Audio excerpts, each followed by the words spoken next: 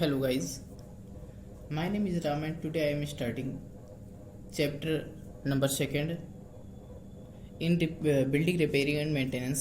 Building repairing and maintenance का chapter 2 start कर रहे हैं जिस चैप्टर का नाम है एजेंसी कॉजेज डिटीरिएशन। ठीक है, तो इसमें देख लेते हैं डिटीरिएशन।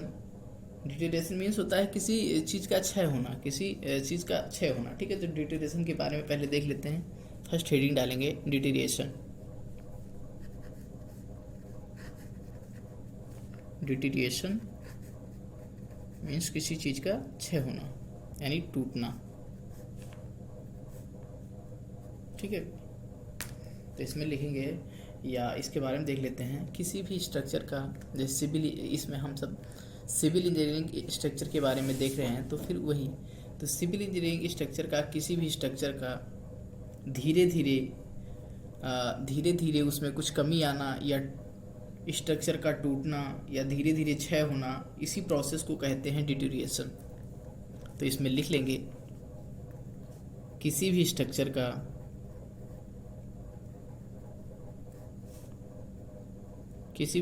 का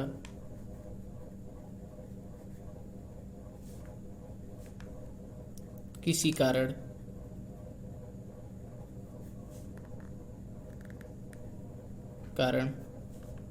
क्षय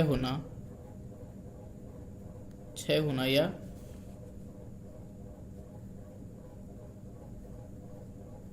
टूट के खत्म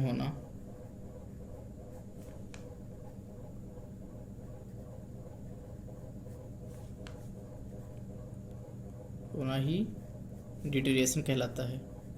यानी इसी प्रोसेस को डिटीरिएशन कहते हैं। किसी भी स्ट्रक्चर का टूटना क्या कहलाता है? क्षय, डिटीरिएशन। देख लेते हैं फैक्टर्स क्या हैं जो कि अफेक्ट करते हैं डिटीरिएशन को। किस किस कारणों से ये डिटीरिएशन अकर करता है यानी होता है। तो लिखेंगे फैक्टर कॉजिंग डिटीरिएशन। सेकंड हेडिंग डालेंगे फैक्टर्स, यानी कौन कौन से कारक हैं। कॉजिंग मीन्स कारण, डिटीरिएशन। ठीक है, डिटीरिएशन होने के कारण क्या क्या हैं, क्षय होने के किसी बिल्डिंग के, इनके कारण क्या क्या हो सकते हैं कि जिसकी वजह से इस स्ट्रक्चर में डिटीरिएशन अकर कर रहा है। ठीक है, तो देख लेते हैं इसमें। तो डिटीरिएशन के निम्न कारण हो सकते हैं, तो देख लेते हैं कौन कौन से फैक्टर होते हैं जो कि जिसके कारण डिटीरिएशन अकर करता है। तो पहला देख लेते हैं ह्यूमन रीजन।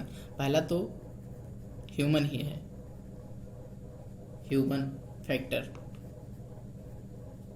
ठीक है, ह्यूमन फैक्टर पहला। सेकंड कारण देखेंगे केमिकल फैक्टर।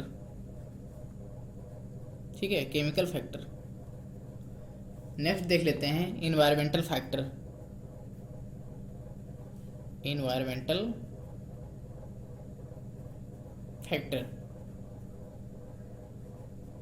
अगला देख लेते हैं मिसलेनियस फैक्टर।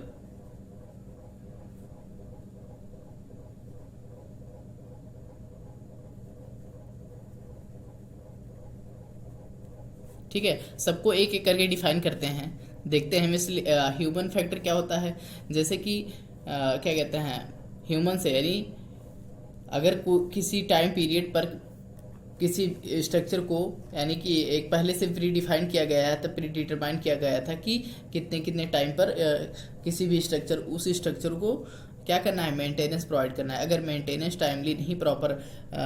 मेंटेनेंस नहीं टाइमली या प्रॉपरली पहुंचा करा पाएंगे तो क्या होगा, धीरे धीरे बिल्डिंग का क्षय होने लगेगा। तो वो रीजन क्या है, ह्यूमन रीजन है, ह्यूमन फैक्टर की वजह से हुआ। अगर देखेंगे दूसरी चीज़ कि अगर मीन्स भूल गए, यानी रूटीन जो था हमारा मेंटेनेंस करना का, वो रूटीन भूल गए तो क्या होगा, वही रीजन होगा कि डिटीरिएशन होने लगेगा। अगर ये भी हो सकता है कि जो क्या कहते हैं, अगर प्रॉपर प्लानिंग नहीं कर पाए तो अगर डिटीरिएशन होने लगा तो भी रीजन यही है। Poor security and leading to misuse damages means कुछ उस स्ट्रक्चर का, जो स्ट्रक्चर है उसका मिसयूज कर रहे हैं, यानी कि जिस पर्पज से बनाया गया था तो कुछ और उसके बेस पर उस पर वर्क हो रहा है, या जैसे कि उसमें कुछ डैमेजेज आ रहे हैं, रीजन है क्या ह्यूमन की वजह से, तो ये क्या होता है, इससे क्या होगा, डिटोरेशन होगा, और रीजन रहेंगे ह्यूमन के ही, ठीक है, यानी ह्यूमन फैक्टर ही रहेगा। अगर मेंटेनेंस की हो सकता है उसको स्किल्ड, यानी जो मेंटेनेंस कर रहा हो सकता है स्किल्ड लेबर ना हो, अनस्किल्ड हो, तो वो भी रीजन होगा, यानी प्रॉपरली मेंटेनेंस नहीं कर पाएगा, तो ये भी एक प्रकार का ह्यूमन फैक्टर है, ठीक है।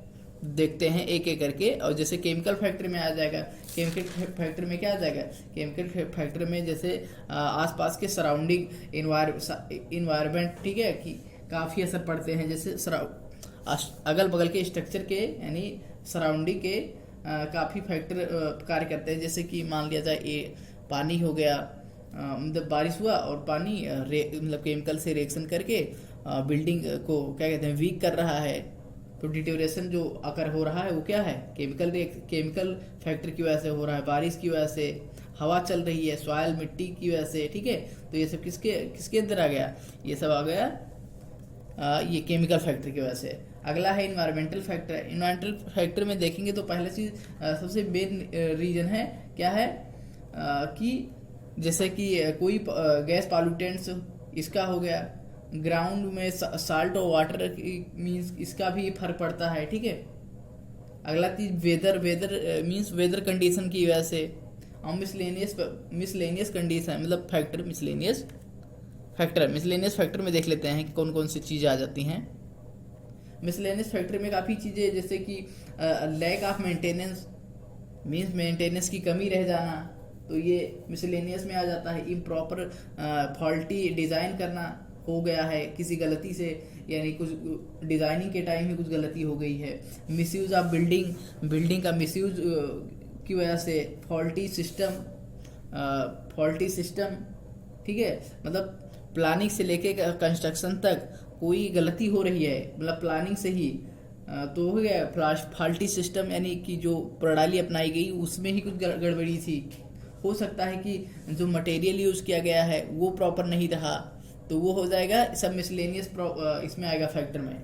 अगला क्या हो सकता है, फॉल्टी कंस्ट्रक्शन के टाइम से ही उसमें कुछ गड़बड़ी रह गई थी, ठीक है। तो एक एक करके देख लेते हैं। पहला हेडिंग डालेंगे ह्यूमन फैक्टर, पहला देखेंगे ह्यूमन फैक्टर।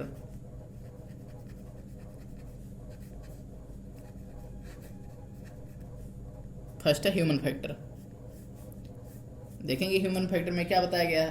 ह्यूमन फैक्टर में यही बताया था कि मेंटेनेंस के टाइम उसको किसी स्ट्रक्चर को जैसे क्या होता है, जैसे माना किसी स्ट्रक्चर को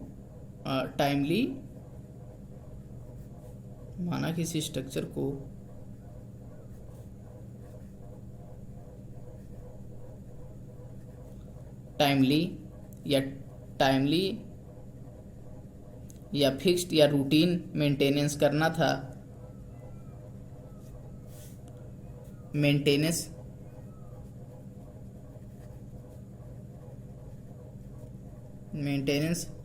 करना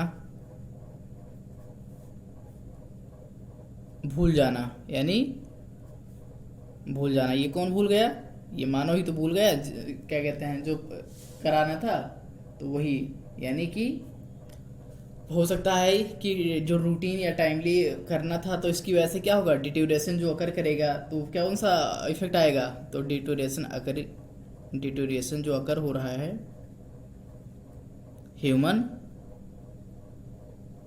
फैक्टर की वजह से हो रहा है, यानी ह्यूमन फैक्टर होगा इसका मेन रीजन, ठीक है। ये फैक्टर ह्यूमन फैक्टर की वजह से।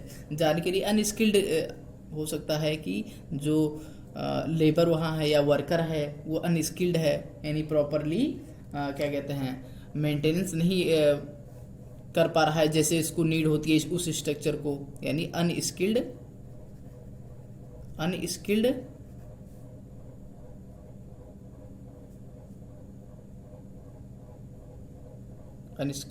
लेबर।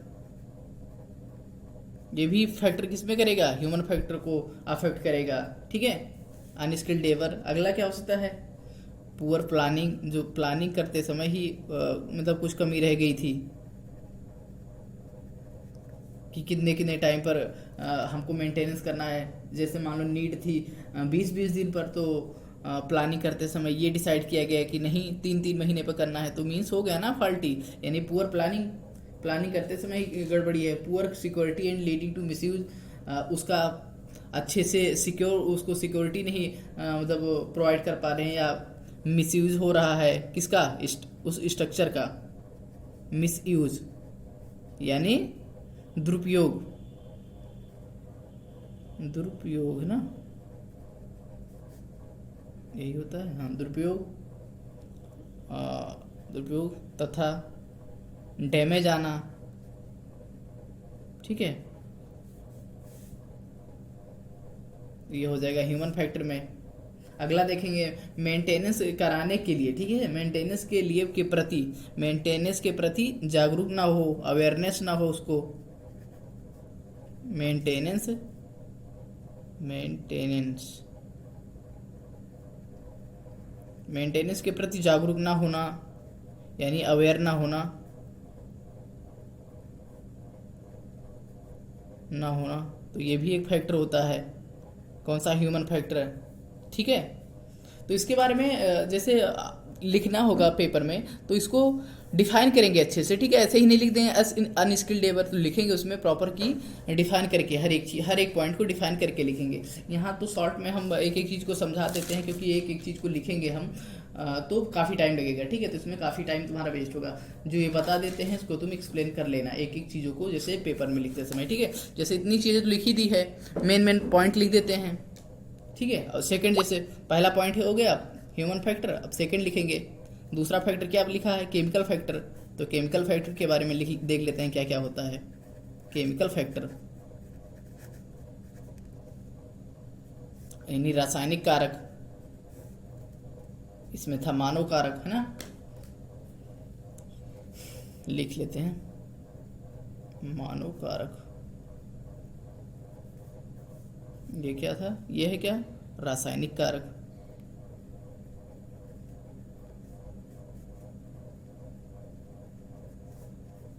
ठीक है। तो रासायनिक कारक में देख लेते हैं क्या क्या है। जैसे स्ट्रक्चर की, स्ट्रक्चर में पहली चीज तो क्या भी बताया है, सराउंडिंग सबसे ज्यादा असर कर रहा है केमिकल कारक में। स्ट्रक्चर को, स्ट्रक्चर को या किसी भी स्ट्रक्चर को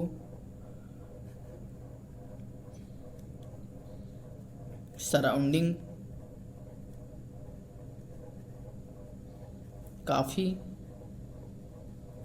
अफेक्ट करता है या प्रभावित करता है या प्रभाव डालता है।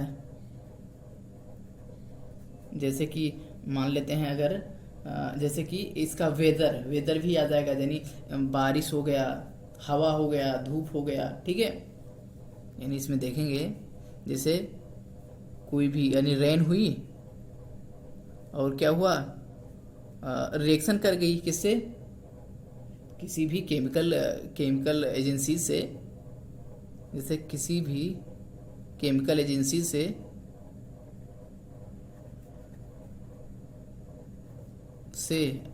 रिएक्शन करके बिल्डिंग पर या किसी स्ट्रक्चर पर, ठीक है, बिल्डिंग या किसी स्ट्रक्चर पर बुरा प्रभाव डालना, ठीक है, बुरा प्रभाव डालना। तो ये कौन सा कारक है, ये केमिकल कारक है ना। जैसे कोरोजन हो जाना, स्ट्रक्चर में कोरोजन आ जाना, ठीक है। जैसे कि क्या हो सकता है, स्ट्रक्चर में कोरोजन आ जाना, तो कोरोजन की वजह से भी क्षय हो जाता है।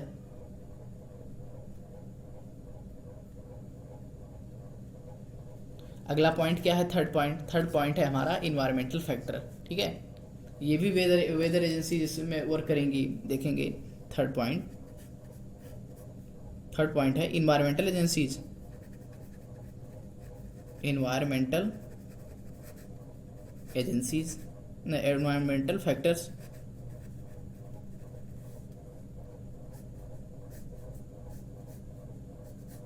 इन्वायरमेंटल फैक्टर्स में क्या होगा, जैसे कि लैक ऑफ टाइमली प्रॉपर या नहीं, इन्वायरमेंटल फैक्टर में क्या बताया था, वेदर होता है, वेदर की वजह से, ठीक है। जैसे इसमें रेडिएशन की वजह से, सोलर रेडिएशन हो गया, ठीक है। इसमें कुछ पॉइंट लिख लेते हैं। गैस, जैसे गैस पॉल्यूटेंट्स हो गया,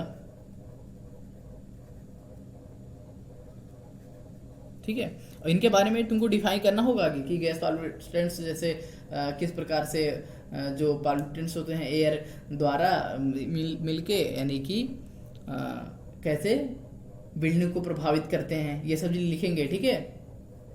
जो बिल्डिंग्स के होंगे, बिल्डिंग्स में वाटर टेबल एंड सॉल्ट, ठीक है, कैसे प्रभावित करते हैं बिल्डिंग को, क्षय कैसे करते हैं। टेम्परेचर इफेक्ट भी होता है, ठीक है। टेम्परेचर इफेक्ट किस प्रकार टेम्परेचर मीन्स मौसम के अकॉर्डिंग कम ज़्यादा होता रहता है, तो ये भी प्रभावित करता है किसी भी स्ट्रक्चर को, इसकी वजह से भी क्षय होता है, ठीक है। मॉइस्चर से भी होगा, मॉइस्चर से, ठीक है। तो ये सब पॉइंट्स हो गए, यानी इन्वायरमेंटल फैक्टर्स में कई पॉइंट्स हो गए। पहला बता सोलर रेडिएशन बता दिया, एयर, रेन, ठीक है, ये सब चीज़ें हो गई। Gas pollutants, ground water table and salt, ठीक है। टेम्परेचर इफेक्ट, टेम्परेचर का चेंज होना, टेम्परेचर चेंजेज, ठीक है। मॉइस्चर, ये सब चीज़ें क्या हैं, ये सब चीज़ें प्रभावित करती हैं किसको, स्ट्रक्चर को, ठीक है। डिटोरेशन, इन सब की वजह से डिटोरेशन होता है, यानी कि बिल्डिंग का क्षय होता है, ठीक है। तो नेक्स्ट पॉइंट देखते हैं, मिसलेनियस फैक्टर। अगला है चौथा, मिसलेनियस फैक्टर। तो मिसलेनियस फैक्टर्स में जो बचे हुए जितने भी कारण हैं वो सब मिसलेनियस फैक्टर में आ जाएंगे। जैसे कि हो जाएगा फॉल्टी कंस्ट्रक्शन, यानी कंस्ट्रक्शन में ही कुछ गड़बड़ी रहना, ठीक है। फॉल्टी मटेरियल, अगर जो कंस्ट्रक्शन करना रहे स्ट्रक्चर, उसमें जो मटेरियल यूज कर रहे हैं उसमें कुछ गड़बड़ी होना, या हो सकता है कि फॉल्टी या इम्प्रॉपर डिज़ाइन, मीन्स जब डिजाइन कर रहे हैं या विकल्पन कर रहे हैं किसी स्ट्रक्चर का तो उसमें कुछ गड़बड़ी होना या उसे इम्प्रॉपर करना। Lack of timely maintenance, properly या टाइमली मेंटेनेंस, किसी भी स्ट्रक्चर का टाइमली या प्रॉपरली मेंटेनेंस नहीं कराते हैं, तो ये भी एक रीजन हो सकता है। तो इसमें देख लेते हैं कितने पॉइंट्स होते हैं। जैसे पहला पॉइंट हम देखते हैं, लैक ऑफ मेंटेनेंस, टाइमली या फिक्स्ड टाइमली या रूटीन मेंटेनेंस।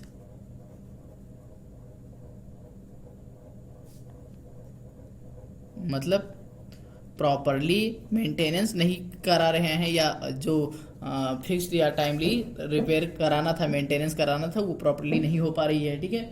दूसरा है फुली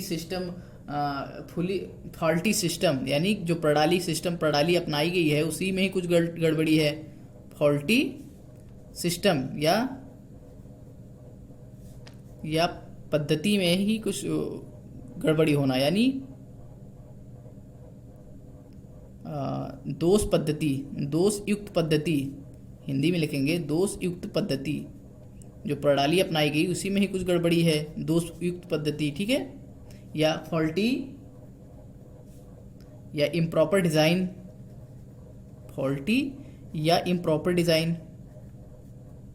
इम्प्रॉपर डिज़ाइन यानी दोषयुक्त क्या होगा, अभिकल्पन, हिंदी में लिखेंगे दोषयुक्त अभिकल्पन। अगला पॉइंट क्या हो सकता है, फॉल्टी मटेरियल, यानी मटेरियल में ही कुछ गड़बड़ी है। फॉल्टी मटेरियल यानी दोषयुक्त क्या है, पदार्थ, मटेरियल मीन्स क्या होगा, पदार्थ ही तो होगा, या सामग्री, मटेरियल में सामग्री, ठीक है, जो उसमें यूज की गई है। कहाँ पर, कंस्ट्रक्शन में, फॉल्टी कंस्ट्रक्शन, यानी निर्मित करते समय कुछ गड़बड़ी कर गई है, ठीक है। तो ये सब चीज़ें हो गई मिसलेनियस फैक्टर्स में, जैसे लेक ऑफ मेंटेनेंस यानी टाइमली मेंटेनेंस ना कराना, फॉल्टी सिस्टम यानी कि जो प्लानिंग से लेके कंस्ट्रक्शन तक जो भी प्रोसेस करे गए हैं उसी में ही दोषपूर्ण थी, कुछ गलतियां थी, इम्प्रॉपर एंड फॉल्टी डिज़ाइन। तो ठीक है, इन सब पॉइंट को तुम क्या करना है पेपर में, इन सबको पॉइंट को डिफाइन करना है अच्छे से, ठीक है। पॉइंट को ही ऐसे नहीं लिख देना है। तो यहाँ पर टाइम को सेव करने के लिए हर एक चीज़ को पॉइंट वाइज ऐसे बता दे रहे हैं। हर एक चीज़ को लिखोगे 2 लाइन में आ जाएगा, मीन्स 2 लाइन में 1-2 लाइन में हर एक चीज़ को डिफाइन कर पाओगे, ठीक है। अगला देखेंगे, अगला हेडिंग हमारा है effects of various agencies of deterioration of building, यानी कि बिल्डिंग के विभिन्न प्रकार के एजेंसीज, यानी ठीक है, विभिन्न प्रकार की सामग्रियां जिनको क्या कहते हैं डिटोरेशन के कारण क्या है, उसमें विभिन्न प्रकार की सामग्रियों के डिटोरेशन के कारण, ठीक है, देखना है हमको। इफेक्ट ऑफ, अगला देखेंगे effects of various agencies of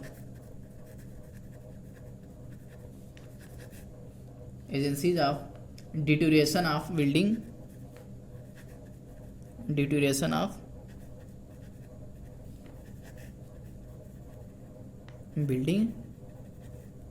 material.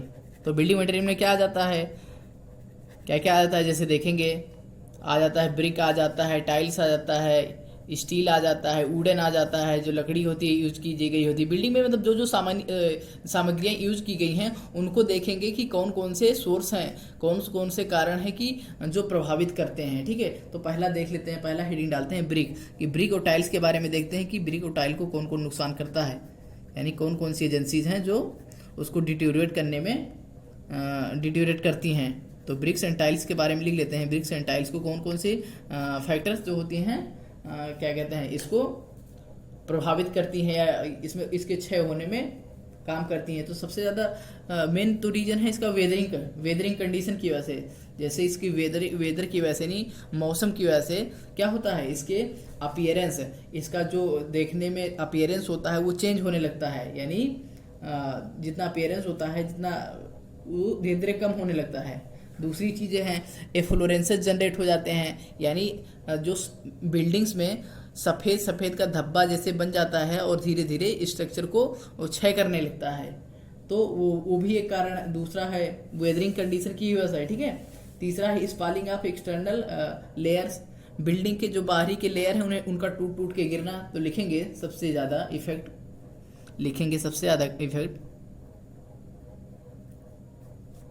Brick और टाइल्स को सबसे ज़्यादा इफेक्ट लिखेंगे, सबसे ज़्यादा इफेक्ट वेदर्स करता है, इफेक्ट्स यानी टाइल्स एंड ब्रिक के सबसे ज़्यादा इफेक्ट ब्रिक्स और एंड टाइल्स को के डिटोरेशन में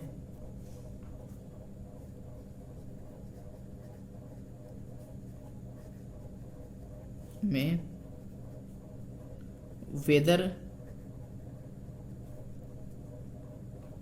करता है, यानी कि मौसम, जैसे इसकी वजह से क्या होगा, इसकी वजह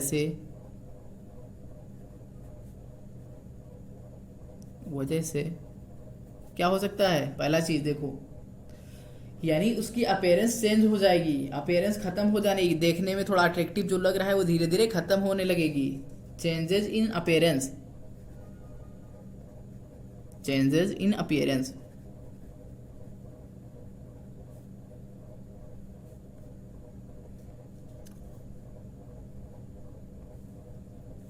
यानी कि देखने में जो अच्छी थी यानी देखने में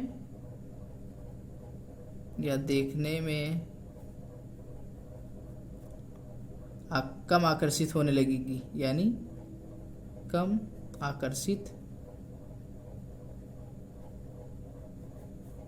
होगी, पहली चीज होने लगेगी। दूसरी चीज क्या है, व्हाइट स्पॉट आ जाते हैं, यानी बिल्डिंग्स पे समटाइम्स कभी कभी देखते हो एफ्लोरेंसेस जनरेट हो जाते हैं, मीन्स सफ़ेद से पाउडर जैसे पाउडर फॉर्म में आ जाते हैं, यानी वाइट स्पॉट होते हैं या वाइट पाउडर फॉर्म होते हैं।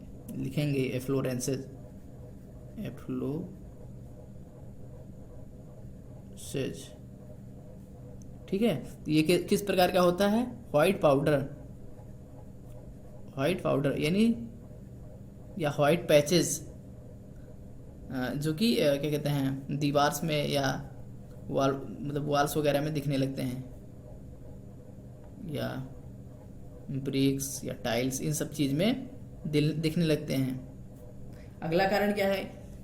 लेयर्स का स्ट्रक्चर के बाहरी लेयर का टूट टूट के गिरना, यानी स्ट्रक्चर के बाहरी लेयर का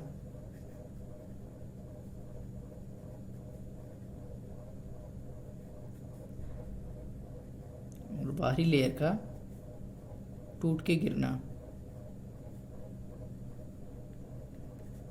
ठीक है। तो यानी ब्रिक और टाइल को कौन सबसे ज्यादा इफेक्ट करता है? वेदर यानी मौसम, ठीक है, इफेक्ट करता है। अगला देखेंगे टिम्बर को सबसे ज्यादा कौन, टिम्बर के बारे में देख लेते हैं।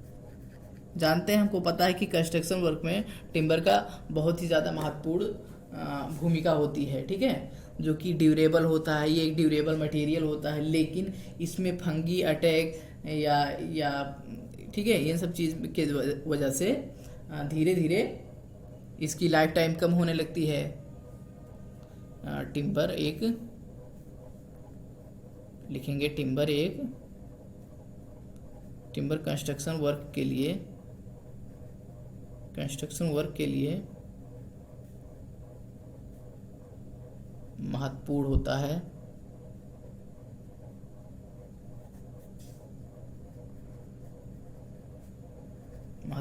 है।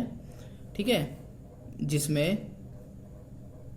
फंगी वगैरह लग जाते हैं तो क्या होता है? फंगी क्या होता है?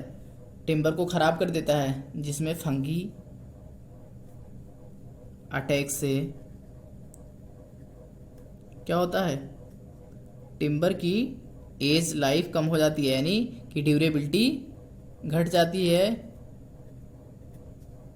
कम हो जाती है। सेकेंड चीज देखेंगे, मीन्स नेक्स्ट देखेंगे, अगला है कंक्रीट। कंक्रीट के बारे में देख लेते हैं। थर्ड है कंक्रीट। तो कंक्रीट में देख लेते हैं। कंक्रीट हमको पता है कि किसी भी क्या कहते हैं कंस्ट्रक्शन वर्क में सबसे ज़्यादा अहम भूमिका निभाने वाली चीज़ होती है कंक्रीट, ठीक है, जो कि सबसे ज़्यादा इफेक्ट करता है इसको वेदर, सबसे ज़्यादा। मैं ऐसे ही लिख देता हूँ, तुम इसलिए इसको डिफाइन कर सकते हो। लिखोगे कंक्रीट एक कंस्ट्रक्शन वर्क में एक महत्वपूर्ण भूमिका निभाती है, जो कि वेदर कंडीशन की वजह से धीरे धीरे इसमें वीकनेस आ जाती है, यानी अप डाउन टेम्परेचर का अप डाउन, यानी घटना बढ़ना, बारिश, गर्मी, ठंडी, ठीक है, इन सब मौसम की वजह से क्या होता है, इसमें धीरे धीरे वीकनेस आती है। और दूसरा रीजन क्या है? केमिकल अटैक कर जाते हैं। केमिकल अटैक की वजह से भी ये क्या कहते हैं वीक पड़ जाती है, यानी कि स्ट्रेंथ धीरे धीरे कम होने लगती है। तो क्या लिखेंगे इसमें? लिखेंगे टेम्परेचर चेंजेस, पहला रीजन हो गया। दूसरा क्या बताया? केमिकल अटैक, ये दोनों चीज़ें इस पर कर सकती हैं, ठीक है। तो इन सब की वजह से लिखेंगे, इन सभी कारणों की वजह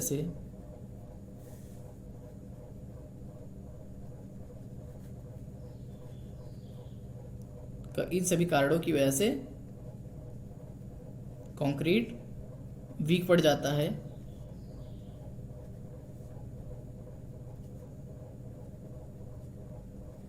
तथा डिटोरिएशन स्टार्ट हो जाता है, यानी बिल्डिंग का क्षय या स्ट्रक्चर का क्षय स्टार्ट हो जाता है। इसमें एक दो कारण और देख लेते हैं, जैसे नेचुरल स्टोन जो पत्थर यूज कर रहे होते हैं उसमें उसके क्या होते हैं कारण ये क्षय होने के।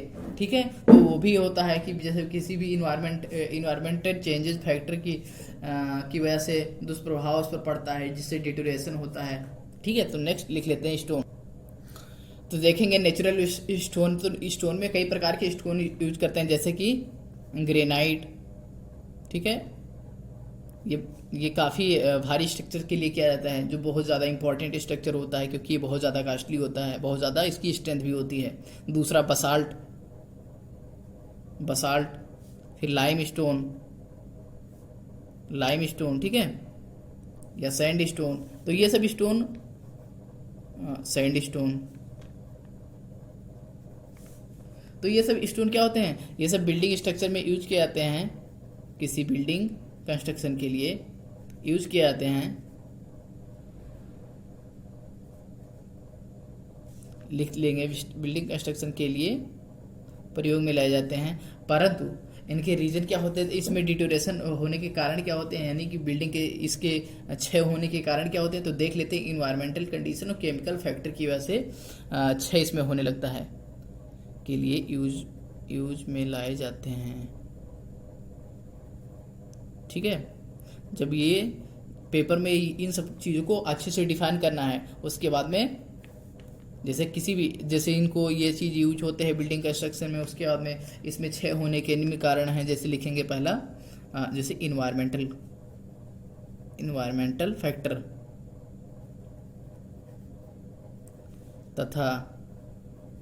तथा कौन से केमिकल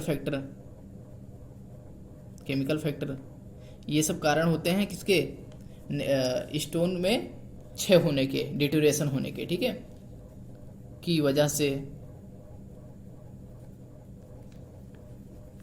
डिटोरेशन अकर करता